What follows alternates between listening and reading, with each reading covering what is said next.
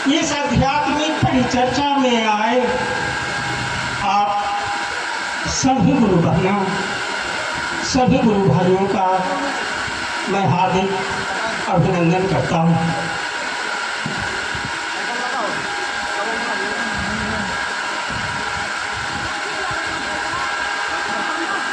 चर्चा में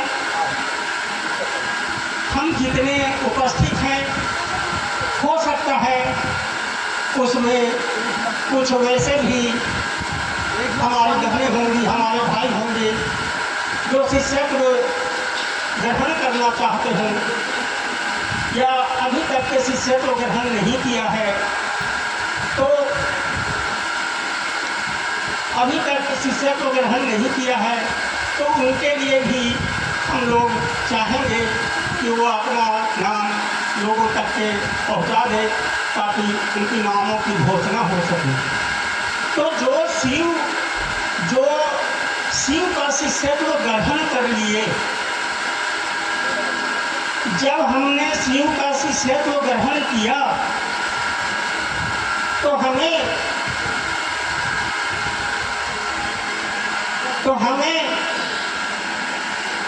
भैया ने गुरु आदेशित 3 सूत्र दिए। भैया ने गुरु आदेशित 3 सूत्र दिए। पहला सूत्र दिया दया मानना, दूसरा सूत्र दिया चर्चा करना और तीसरा सूत्र दिया अपने गुरु के चरणों में पंचाक्षरी मंत्र नमः शिवाय से प्रणाम निवेदित करना। चर्चा का मुख्य उद्देश्य ये 3 सूत्र ही हैं। और भैया ने कहा कि अगर आप 3 सूत्रों का नियमित निर्वाह करते हैं तो आपकी सारी मनोकामनाएं पूरी हो जाएगी, चाहे वह मनोकामना सांसारिक हो, चाहे वह मनोकामना आध्यात्मिक हो। हम यहाँ आध्यात्मिक परिचर्चा में बैठे हैं। हम पहले समझने की कोशिश करें कि ये अध्यात्म है क्या। तो यहाँ 2 तरह की दुनिया है। एक सांसारिक दुनिया है जिसको हम सब जीते हैं, और एक दूसरी दुनिया है जो हमारी अंतरात्मा की दुनिया है, जो हमारी आत्मा की दुनिया है। तो 2 दुनिया है। एक दुनिया के बारे में हम जानते हैं, सुबह से शाम तक उसी को जीते हैं, मरते हैं। लेकिन जो अपनी दुनिया है, जो अपनी अंतरात्मा की दुनिया है, जो हमारी आत्मा है, वही तो हमारा गुरु है, वही तो परम ब्रह्म का अंश है, वही तो हमारे गुरु का अंश है। हमारे गुरु कहीं अन्यत्र नहीं, वो हमारे गुरु जो हमारी आत्मा है, जो हमारी अंतरात्मा की दुनिया है, वही हमारे गुरु है और वहीं तक हमें पहुंचना है। तो यहाँ सांसारिक ज्ञान की बात नहीं होती है। आध्यात्मिक क्षेत्र में आत्मा परमात्मा की बात होती है, मन की बात होती है, तन की बात होती है। यहाँ सांसारिक बातें नहीं होती हैं, यहाँ सिर्फ अपने लिए ही बातें होती हैं। तो अध्यात्म क्या है? अध्यात्म स्वयं को समझने का एक विज्ञान है, स्वयं को समझने का एक विज्ञान है। आत्मा तो सब में है, आत्मा सब में निहित है। और ये जो हम कहते हैं कि मेरे गुरु, तो मेरे गुरु जब हम कहते हैं तो उनसे हम अपना संबंध स्थापित करते हैं, हम किसी दूसरे का संबंध उससे स्थापित नहीं करते। लेकिन जब हम कहते हैं अपने गुरु, तो उस समय हम संबंध स्थापित करते हैं अपने गुरु से। और वो गुरु कहीं अन्यत्र नहीं, वो गुरु अपने ही तन में निहित है, इसी शरीर में निहित है। वो चेतना है, अगर वो नहीं हो तो ये शरीर नश्वर हो जाएगा। शिव क्या है? शिव एक चेतना है जो कण कण में है, जन जन में है, हर मन में है, हर जीव में है, हर जगह शिवमय है ये ब्रह्मांड। तो जब वो अपने अंदर है तो खोज भी तो हमें अपने अंदर ही करना होगा। और और वही खोज करने के लिए भैया ने हमें ये 3 सूत्र दिया। अगर आप पहला और तीसरा सूत्र करते हैं जो स्वयं करने का सूत्र है, तो जब आप दया मांगते हैं, प्रणाम निवेदित करते हैं, तो ये ध्यान का सूत्र है, ये अध्यात्म का सूत्र है, ये योग का सूत्र है। जब आप स्वयं से जुड़िएगा तब समझ में बात आती है कि उस समय दुनिया नजर नहीं आएगी, स्वयं को समझना है। वहाँ ये सांसारिक दुनिया होनी भी नहीं चाहिए। जब आप नमन करते हैं, जब आप दया मांगते हैं, उस समय ये सांसारिक दुनिया से दूर हो जाना है। यानी जो हमारे मन में ये सांसारिक विकृतियाँ फैल रही हैं। आज हम समाज को देखें तो ऐसा लगता है कि चारों ओर एक अराजक स्थिति पैदा हो गई है। हर जगह समाचार पत्रों में सुने या हर दिन कहीं न कहीं टोला मोहल्ला या पूरे एरिया में कोई ना कोई इस तरह की घटना घटती रहती है। और वो घटना इसलिए घटती है कि हमारे मन में 2 तरह के विचार आते हैं। एक अच्छा विचार आता है और दूसरा बुरा विचार आता है। तो जो अच्छे विचार आते हैं मन में, जैसे दया का भाव है, करुणा का भाव है, प्रेम का भाव है, सद्भाव का भाव है, तो ये जो सद्भाव है ये अगर मन में आते हैं तो एक बड़ी बात है। तो होता क्या है कि उस समय मन में जो भाव आते हैं उनमें टकराव होता है। कभी बुरे विचार हावी हो जाते हैं, कभी सही विचार हावी हो जाते हैं। और इस तरह से मन में जो विचारों का टकराव है वही आज हम दुनिया में देख रहे हैं। और इस टकराव से स्वयं को बचाने के लिए, समाज को बचाने के लिए, अपने परिवार को बचाने के लिए मैं समझता हूँ कि हर परिवार में अगर एक शिवसी से हो तो मैं समझता हूँ कि ये जो आने वाली चुनौती है उसे हम लड़ सकते हैं, हम अपने परिवार को बचा सकते हैं। तो जब आप दया के भाव में होंगे, जब आप प्रणाम निवेदित करेंगे तो आपके मन में अच्छे भाव आएंगे, आपके मन में दुष्विचार आएगा ही नहीं। और जब दुष्विचार नहीं आएगा और आपके मन में अच्छे भाव आएंगे तो आप देखेंगे कि अच्छे भाव में एक गजब का आकर्षण होता है। अच्छा भाव दूसरे को भी प्रभावित करता है और इस तरह से आप पूरे शरीर, पूरे परिवार को आप शिव भाव में ला सकते हैं। आज इसकी ज़रूरत है। जरा हम देख लें जो समाज की सच्चाई है। आज आप बैठे हैं तो मैं अपनी बात आपसे कहना चाहूँगा। आज आप देख लें कि हर परिवार में, जब परिवार क्या है, परिवार एक छोटा सा परिवार, एक समाज का छोटी इकाई है। उसमें माँ होते हैं, पिताजी होते हैं, बाल होते हैं, बच्चे होते हैं, बस यही परिवार है। तो आप देखिए कि उसी परिवार में कहीं न कहीं इतनी गलतफहमियाँ फैल रही हैं, वहाँ इतनी विसंगतियाँ पैदा हो रही हैं, वहाँ इतनी विकृतियाँ आ गई हैं कि वो परिवार टूट के कगार पर है। और उस परिवार में कहीं भी शांति नहीं है, कहीं भी धैर्य नहीं है, कहीं भी सुख शांति नहीं है। तो जब उस परिवार में एक शिव शिष्य होगा और वो जब तीनों सूत्र करेगा और उसके मन में जब अच्छे भाव आएंगे तो परिवार में जो दूसरे स्वभाव के लोग हैं उनका स्वभाव बदल जाएगा। जैसे हम शिव का परिवार देखें, शिव का परिवार इस दुनिया में संयुक्त परिवार का सबसे बड़ा उदाहरण है। इससे बड़ा उदाहरण आज तक के संयुक्त परिवार का कहीं नहीं मिला। अब जरा हम देखें शिव जी का परिवार।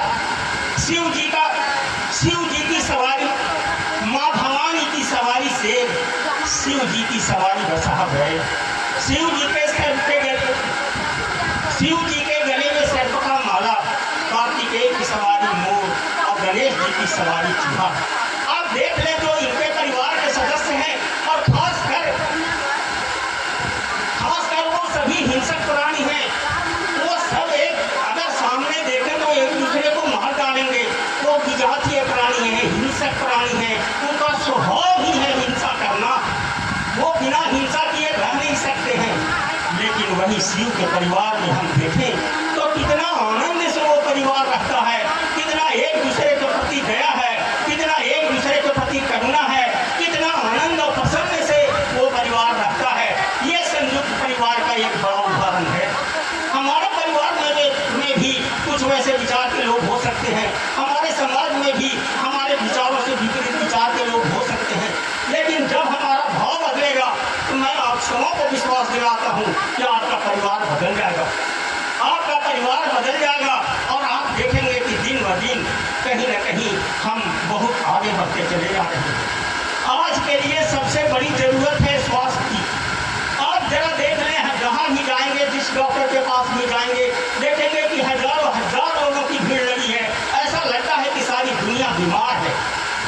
इस तरह से बीमारी फैल रही है, या यूँ हम कहें कि जितने शरीर हैं सब कहीं न कहीं रोगग्रस्त हैं। ऐसी परिस्थिति में ये जो 2 सूत्र भैया ने हमें दिया है, दया मांगना और प्रणाम निवेदित करना, मंत्र का जाप करना, तो इससे जो भैया ने हमें दिया, तो इससे हम अपना बचाव कर सकते हैं। हम पर उस तरह का जो आज दुनिया का दुष्प्रभाव है वो नहीं पड़ेगा। धीरे धीरे परिवार में एक बदलाव आएगा। आज समाज की एक सच्चाई और आपके सामने रखना चाहूँगा। आज हर परिवार में जो घटना घट रही है, एक छोटी सी कहानी है। एक माँ, एक बेटा अपनी माँ से कहता है, माँ मैं चाहता हूँ कि अपने माता और पिता के ऋण से उधीन हो जाऊँ। माँ ने कहा, बेटे ने कहा, बताओ माँ तुम्हें कितना धन चाहिए, कितना दौलत चाहिए, कितना रुपया चाहिए, जो मांगोगी वही मैं दूंगा, लेकिन मैं चाहता हूँ कि अपने माता और पिता के ऋण से उधीन हो जाऊँ। माँ ने कहा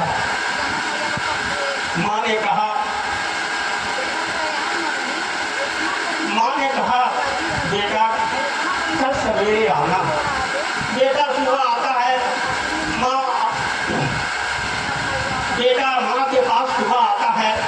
माँ बगल में रखा एक आधा किलो 1 किलो का पत्थर उठाती है और अपने बेटे के पेट पर बांधती है और कहती है कि देखो बेटा, जो मैं पत्थर तुम्हारे पेट पर बांध रहा हूँ, जब तक मैं नहीं कहूँ तब तक ये पत्थर हमारे पेट से मत हटाना, अपने पेट से मत हटाना। बेटा सोचा है ये कौन बड़ी चीज़ है। माँ बोली कि जहाँ भी जाना है, जो भी करना है, जो तुम करते हो, तुमको इसी तरह से करना है।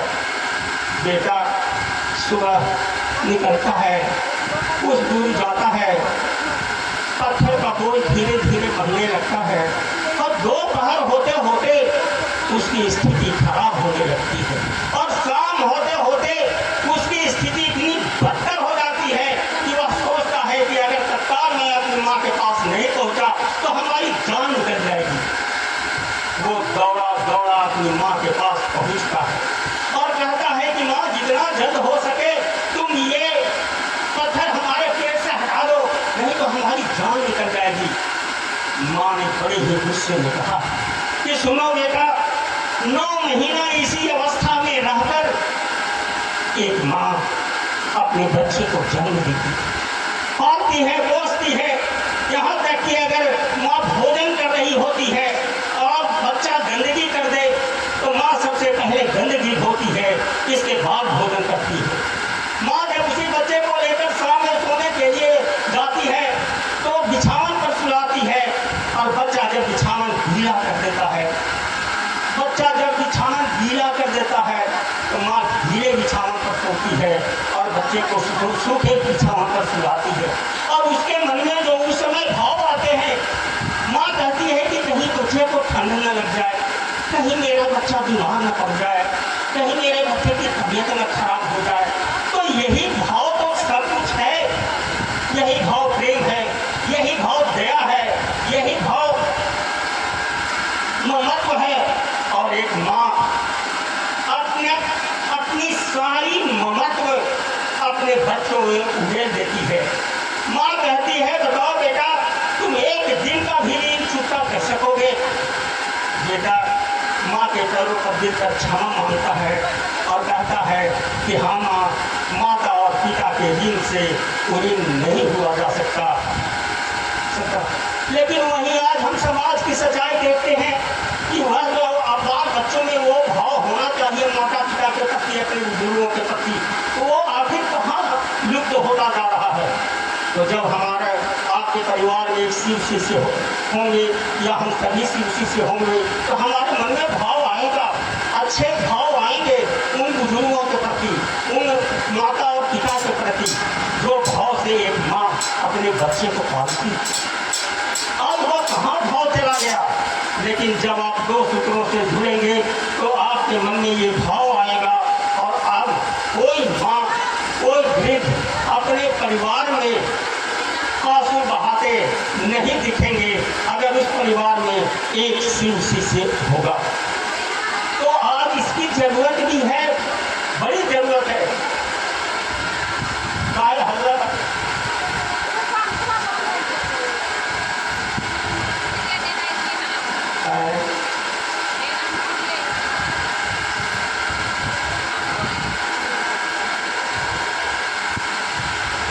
अब मैं एक कहानी शिव चर्चा के महत्व पर आपके सामने रखना चाहूँगा।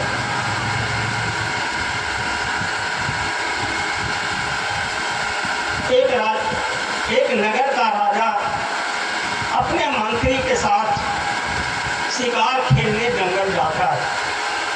शिकार खेलते खेलते शाम हो जाती है, रात हो जाती है। राजा और मंत्री एक पेड़ के नीचे विश्राम करते हैं। उसी पेड़ पर एक पक्षी होती है और पक्षी बोलती है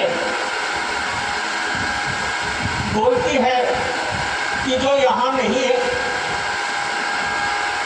बोलती है कि जो यहाँ है वहाँ नहीं है, जो वहाँ है यहाँ नहीं है, जो वहाँ भी नहीं है यहाँ भी नहीं है, और जो वहाँ भी है और यहाँ भी है। ये चार तरह के प्रश्न वह पक्षी पूछती है, बोलती है। राजा विचार करता है कि आखिर इसका जवाब क्या हो सकता है, यहाँ और वहाँ का जवाब क्या हो सकता है। सुबह होती है, राजा अपने मंत्री के साथ अपने राज्य में लौट आता है और घोषणा करवाता है कि जो ये चारों प्रश्नों का उत्तर देगा उसको हम 50,000 रुपया नगद और आधा राजपाट लिख देंगे। उसी नगर में एक चोर रहता था, उचक्का रहता था। उसका काम था रात दिन इधर उधर करना, चोरी करना, ठगना, इसी तरह के कामों करता था। लेकिन उसकी पत्नी शिव शिष्या थी। तो जो उसका पति था वो सोचा कि क्यों नहीं राजा से 50,000 रुपया ले लिया जाए और 2-3 साल कहीं हम बाहर चले जाएंगे, जब राजा भूल जाएंगे तो बात खत्म हो जाएगी। वो राज दरबार में गया और कहा कि राजन, तुम्हें कुछ समय दिया जाए, इतने दिनों के बाद हम आपके ये सभी प्रश्नों का उत्तर देंगे, हमको 50,000 रुपया दे दिया जाए। राजा ने 50,000 रुपया उसको सबको दे दिया। वो बड़े खुशी घर लौटता है। पत्नी पूछती है, आज बड़े खुश हो? तो उसने कहा कि राजा ने ये घोषणा करवाई है कि जो उसके 4 प्रश्नों का उत्तर देगा उसको 50,000 नगद और आधा राजपाट हम दे देंगे। और पत्नी से उसने कहा कि हमने राजा से 50,000 रुपया ले लिया, अब मैं 2-3 साल के लिए बाहर जा रहा हूँ और तुम अब रहना, और 2-3 साल के बाद राजा जब भूल जाएंगे तो फिर हम वापस चले आएंगे। तो जो उसकी पत्नी थी, जो शिव शिष्या थी, वो बोली कि सुनो, तुम जो सोच रहे हो कि 2-4 साल के लिए बाहर चले जाएंगे और राजा हमें छोड़ देगा, ऐसा तो सोचना भी मत। चप्पे चप्पे पर राजा के लोग बिखरे पड़े हैं, तुम कहीं से भी बाहर नहीं निकल सकते हो, कहीं से भी तुम नहीं जा सकते हो, और अगर पकड़े गए तो मार दिए जाओगे। पत्नी बोली कि ये चारों प्रश्नों का उत्तर मैं दूंगी, तुम निश्चिंत रहो, ये चारों प्रश्नों का उत्तर मैं दूंगी, तुम जा करके समय निश्चित कर लो। समय निश्चित हुआ,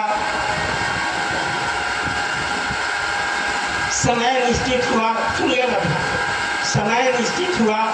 पत्नी अपने पति को लेकर आगे बढ़ती है तो रास्ते पर देखती है कि एक टूटा फूटा झोपड़ी लगा है, वहाँ एक संत हैं, उनके पास कोई कपड़ा भी नहीं है, न रोटी के सिवा और कुछ बर्तन इधर उधर बिखरे पड़े हैं।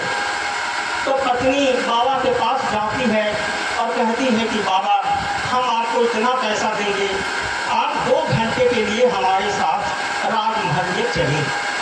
बाबा बोले कि ठीक है बेटे, पैसे की क्या ज़रूरत है, हम तुम्हारे लिए चलेंगे। पत्नी अपने पति को लेकर जब उस नगर में प्रवेश करती है तो वहाँ एक गणिका के पास जाती है और कहती है कि तुम्हारे पास जितना इस वक्त के साधन हैं, श्रृंगार है, सब कर लो, अब तुमको हम इसके बदले में 5,000 रुपया देंगे, तुम 2 घंटा के लिए राजमहल में चलो। वो भी तैयार हो जाती है, सभी लोग राजमहल में पहुँचते हैं। राजा की सभा लगी है। राजा ने पूछा कि क्या तुम जवाब देने के लिए तैयार हो? तो जो उसका पति था कहा कि राजन, ये 4 प्रश्नों का उत्तर मैं क्या दूँ, ये 4 प्रश्नों का उत्तर हमारी पत्नी देगी। राजा ने कहा ठीक है। राजा ने पहला प्रश्न किया, जो यहाँ नहीं है वहाँ है, जो यहाँ नहीं है, जो यहाँ है वहाँ नहीं है। तो उसकी पत्नी ने कहा कि राजन, ये जो सामने आप संत देख रहे हैं, ये जो सामने महात्मा जी को देख रहे हैं, इनका यहाँ कुछ नहीं है, इनके पास कुछ भी नहीं है, लेकिन ये यहाँ नहीं है लेकिन वहाँ है। राजा ने दूसरा प्रश्न किया, बताओ जो वहाँ है वो यहाँ नहीं। पत्नी बोली कि ये जो सामने खड़ी है ये नगर की गणिका है, इसके पास इतने धन है, सब कुछ इसके पास है, ये सब दुष्कर्म से कमाई है, इसीलिए ये यहाँ तो है लेकिन वहाँ नहीं है।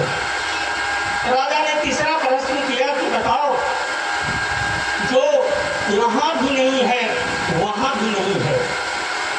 तो पत्नी ने कहा कि राजन, ये जो सामने खड़ा है ये हमारा पति है, ये चोर है, ये दुष्ट है, ये लफंगा है, रोज पिटाता है, कभी जेल जाता है, कभी खरी करता है, इस तरह से समाज में इसकी कोई इज्जत नहीं है, इसीलिए ये यहाँ भी नहीं है और वहाँ भी नहीं है।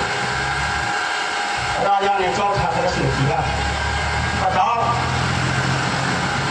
कि जो यहाँ भी है और वहाँ भी है। पत्नी बोली कि राजन आप पुण्यात्मा हैं, आप धर्म में विश्वास करते हैं, आपके राज्य में सभी लोग, आपके राज्य में सभी सुखी संपन्न हैं, आप पुण्यात्मा हैं, इसीलिए आप यहाँ भी हैं और वहाँ भी हैं। राजा चारों प्रश्नों के उत्तर से संतुष्ट होता है और कहता है कि 50,000 रुपया तो तुम्हारा पति ले गया, अब आधा राजपाट है, तुम चाहो तो ले लो। पत्नी बोली कि राजन, आपके राजपाट से हमें कोई मतलब नहीं, लेकिन हमारी एक इच्छा है और वो इच्छा है कि मैं चाहती हूँ कि हमारे दरवाजे पर शिव चर्चा हो। राजा ने कहा ठीक है, तुम्हारे दरवाजे पर शिव चर्चा होगी और उसने घोषणा पूरे राज्य में करवा दिया कि अमुक दिन अमुक जगह पर शिव चर्चा का आयोजन है, वहाँ लोग पहुँचे। जब चारों ओर घोषणा हो गई तो उसके यहाँ जिस दिन शिव चर्चा होना था, शिव चर्चा का कार्यक्रम शुरू होता है, शिव चर्चा का कार्यक्रम शुरू होता है, भजन और ये चर्चा चल रहा होता है। उसी समय कुछ लोगों की नज़र उसके घर के दरवाजे की तरफ पड़ती है, तो लोग देखते हैं कि वहाँ से काली कलुटी जिसके बाल खड़े खड़े थे, देखने में एक रूप लग रही थी, उसको देखने से ही ऐसा लग रहा था कि ये कोई दुष्ट देवी है। तो लोग देखे कि उसी तरह से वो घर से निकल रही है, तो लोगों ने उत्सुकता बस उसके पास पहुंचकर पूछा कि बताओ देवी